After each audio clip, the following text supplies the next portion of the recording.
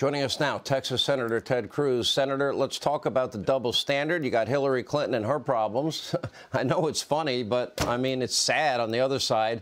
You almost feel sorry for Karine Jean-Pierre. She can't answer. But then you got Joe Biden, and then you got a raid at Mar-a-Lago. I want to talk about the double standard and the lack of equal justice under the law, equal application of our laws. Well, Sean, this past week has been the worst week for the Biden White House since the disastrous withdrawal from Afghanistan, since the murder of 13 servicemen and women. The White House hasn't had as bad a week as they've had. They've had incompetence, they've had scandal, they've had corruption, they've had dishonesty, and they've had hypocrisy. And all of that has been on display in the past week. You know, when we saw Merrick Garland stand up and appoint a special counsel to investigate Joe Biden, I joked on my podcast, Verdict with Ted Cruz, that Merrick Garland was like a hostage video. He was blinking out SOS because he was so unhappy. And he was forced to do it. He had no choice but appoint a special counsel, given the utter hypocrisy in going after Trump.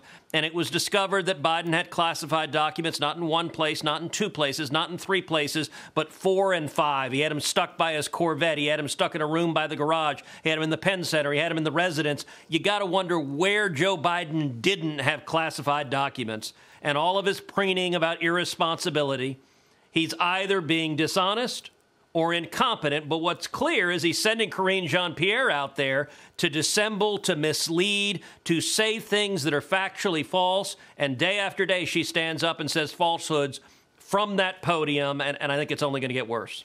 Senator, where's the raid? They raided Mar-a-Lago, and also they knew about this on November 2nd.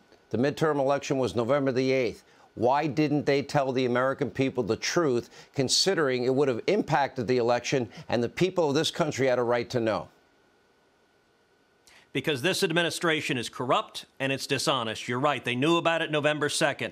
The archives knew about it. The Department of Justice knew about it. Now, we've learned the Biden Department of Justice leaks like a sieve when it's against Donald Trump. We see photographs of the raid. We all see all sorts of leaks when it's politically advantageous. And yet in this instance, 6 days before the election, miraculously, DOJ was slammed tight like a trap. They were not going to leak it because they want Democrats to win. And I think one of the very worst legacies of Joe Biden has been the deep corruption of the Department of Justice and of the FBI. Why didn't the FBI raid Joe Biden's Delaware home? Why didn't they raid the Penn Center? Why did they just trust the lawyers? Hey, you guys look around, see what's there.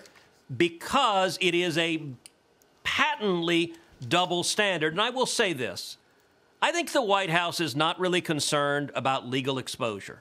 Merrick Garland appointed as a special counsel someone who had been the right hand to Rod Rosenstein, who had been the right hand to Chris Wray. I think they believe this special counsel is going to give him a slap on the wrist, slap it under the rug, and be done with it. They're not really worried, I think, about facing an indictment. Here's what they are worried about.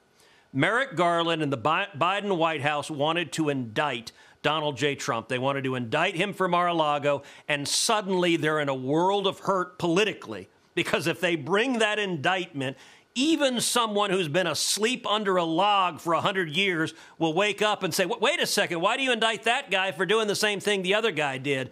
That's their problem, and it's why they're so dismayed.